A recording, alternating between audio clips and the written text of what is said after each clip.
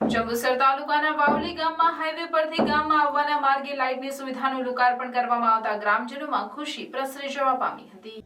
જંબુસર તાલુકાના વાવલી ગામમાં ઘણા વર્ષોની હાઈવે પરથી ગામમાં આવવાના માર્ગે લાઇટની સુવિધાનો અભાવ હતો, જેનો ગામના ઉત્સાહી અને ગામના વિકાસને વેગ આપવા સતત પ્રયત્નશીલ રહેતા સરપંચ પ્રીતિકાબેન જગદીશભાઈ રાઠોડ તથા સભ્યો દ્વારા ગ્રામજનોને વિદ્યાર્થીઓની નોકરિયાતોની સમસ્યાનો હલ લાવવા હાઈવેથી ગામ તરફ આવતા રોડ પર અંદાજિત 45 જેટલા થાંભલા પર LED લાઇટની સુવિધા પ્રાપ્ત કરાતા ગ્રામજનોમાં ખુશીનો માહોલ જોવા મળ્યો હતો।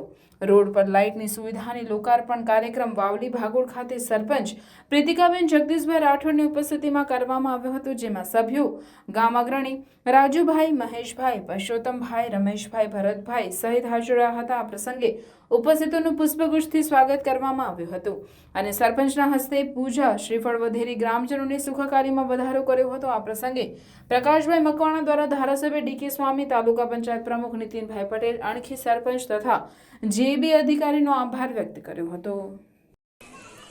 હું છું પ્રકાશ મકવાણા, વાવલી ગામ પંચાયત તરફથી। જંબુસર તાલુકામાં પ્રથમવાર વાવલી ગામમાં વર્ષોથી જે કામ નથી થયું તે અત્યારે વાવલી ગામના પંચાયત થકી અમે જે સ્ટ્રીટ લાઇટનું કામ કર્યું છે આજરોજ, એમાં જે પ્રીતિકાબેન જગદીશભાઈ રાઠોડ જે સરપંચ છે એમના થકી અને એમની મહેનત ટોટલી જે ગામની પંચાયતની બોડી છે અને ગામનો ટોટલી સહકારથી આજે સ્ટ્રીટ લાઇટનું આયોજન કરવામાં આવ્યું છે। અને જે કંઈક નાના બાળકોને સવારમાં આવવા જવા માટે તકલીફ છે કે જે નોકરી કરે છે એમના માટે એક સારી એવી યોજના ઊભી કરી છે અમે સ્ટ્રીટ લાઇટ માટે, જે વર્ષોથી અત્યાર સુધી ઇતિહાસમાં પહેલી વખત કે આ વાવલી ગામમાં અત્યાર સુધી કોઈ દિવસ લાઇટ નથી। પ્રથમ વખત એ પણ એક લેડીઝ સરપંચ આવ્યા ત્યારે એક આયોજન કરવામાં આવ્યું છે, એટલે એમનો ખૂબ ખૂબ આભાર।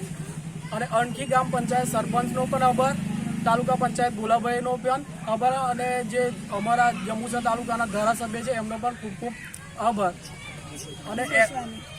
અને જે સ્ટ્રીટ લાઇટોમાં અમે LED બલ્બ ને એ રીતના અણખી ચોકડીથી વાવલીની ભાગોળ સુધી 1.5 કિલોમીટર સુધીમાં જે 40 થી 45 થાંભલાનું આયોજન કરવામાં આવ્યું છે, તો જીબી તરફથી પણ ખૂબ સારો એવો સહકાર મળે છે।